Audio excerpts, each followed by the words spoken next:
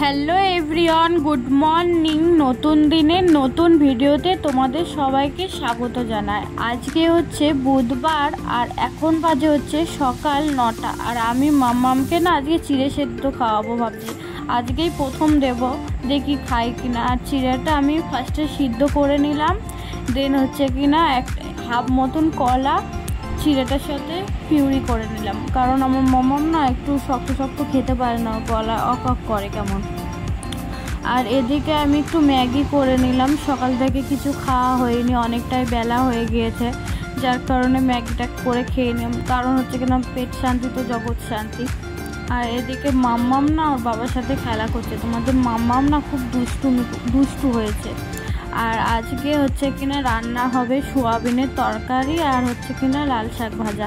এইদিকে আজকে হচ্ছে তোমাদের দাদা ভাই রান্না করবে। এদিকে আমি শাক ভাজাটা বসিয়ে দিয়েছি আর তোমাদের দাদা ভাইকে একটু হেল্প করে দিচ্ছি। সোয়াবিন ভেজে দিলাম আর হচ্ছে কিনা আলুটা ভেজে দিলাম। দেন তোমাদের দাদা ভাই বললো রান্না করবে, তো করুক। আর এদিকে আমার হচ্ছে কিনা শাক ভাজাটা অনেকটা সিদ্ধ হয়ে এসেছে, আর একটু হবে, দিয়ে আমি নামিয়ে দেবো। তো চলো তোমাদের দাদা ভাই রান্না করে দেখতে থাকো। কে কুক করছে আজকে? কে কুকিং করছে? চর্বি দিয়ে কি রান্না করছে ভগবান জানে। নিউ স্টাইলের কি সোয়াবিনের তরকারি, দেখি কি সোয়াবিনের তরকারি করে। চর্বি দিয়ে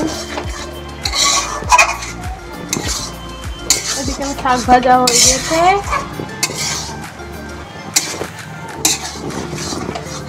ঢুকে পড়বা তো মনে হচ্ছে কড়াইয়ের মধ্যে। এদিকে এগিয়ে না আমার গ্যাসটা, তাহলে সবাই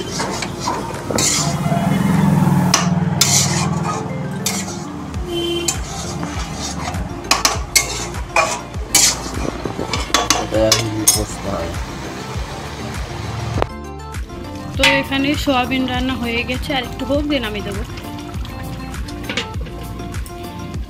এই যে শাক ভাজা,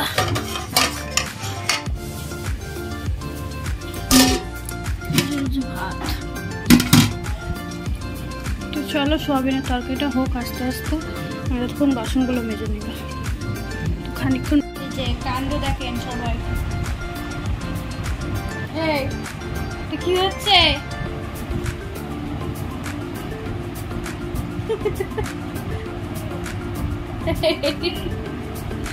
কি হচ্ছে এটা রোহিণী? কাণ্ড দেখ।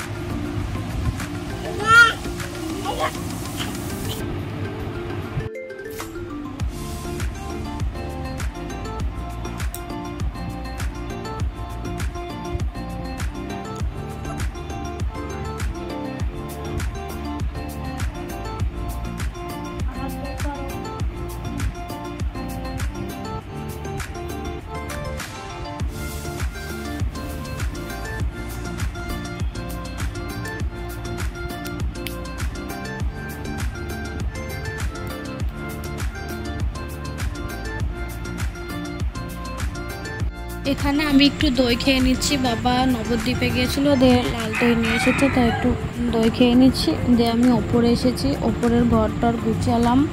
এবার আমি একটু ঘরটা মুছবো, কারণ ঘরটা অনেক দিন হলো মোছা হয়নি আর পরিষ্কার করাও হয়নি। এই গরম পড়ে থেকে নিচে গিয়েছি, সেই যে নিচে থাকি, ওপরে আসতেও ইচ্ছা করে না, এত গরম। তার কারণে ঘর দৌড়ও পরিষ্কার করা হয় না। আর আমার শাশুড়ি মা থাকে ওপরে।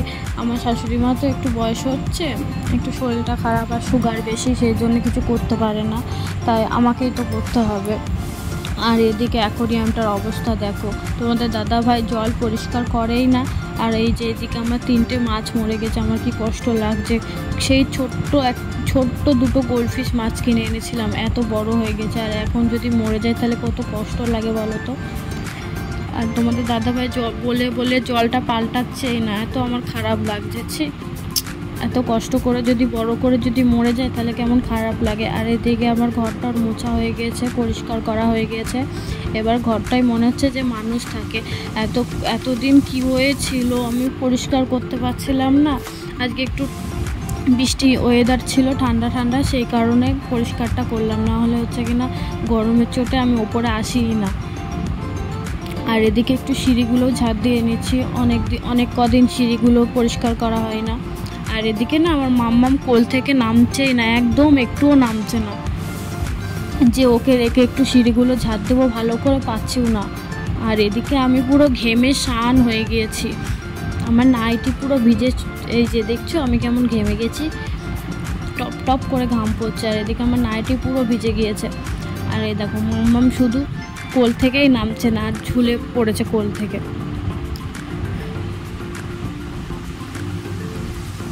এই যে ঘেমে মেমে এক একটা, আর এই তো নামবেই না, কোনো কথাই হবে না কোল থেকে নামার। এবার আমি উঠোনটা একটু পরিষ্কার করে নেবো, দেখেছো মুরগিতে কি হাল করেছে উঠোনটার। তো এবার এগুলো আমি পরিষ্কার করে নেব, দিয়ে হচ্ছে কিনা একটু গা ধোবো, কারণ হচ্ছে কিনা প্রচুর ঘেমে গিয়েছি। প্রায় 2-3 ঘন্টা ধরে উপরের ঘর পরিষ্কার করলাম, সিঁড়ি টিড়ি পরিষ্কার করে টোরে এখন নিচে নামলাম। দিয়ে হচ্ছে কিনা এই যে মাম্মামকে এখানে খেলতে বসিয়ে দিয়েছি, এবার আমি যাব হচ্ছে কিনা গা ধুতে। তো মাম্মাম এখানে খেলা করুক, দেখেছো খেলনাগুলো কেমন ছিটিয়েছে। তো ভিডিওটা আমি এখানেই শেষ করছি। ভিডিওটা যদি ভালো লাগে লাইক কমেন্ট শেয়ার সাবস্ক্রাইব করতে একদম ভুলবেন না। দেখা হচ্ছে নেক্সট ব্লগে। তো বাই বাই।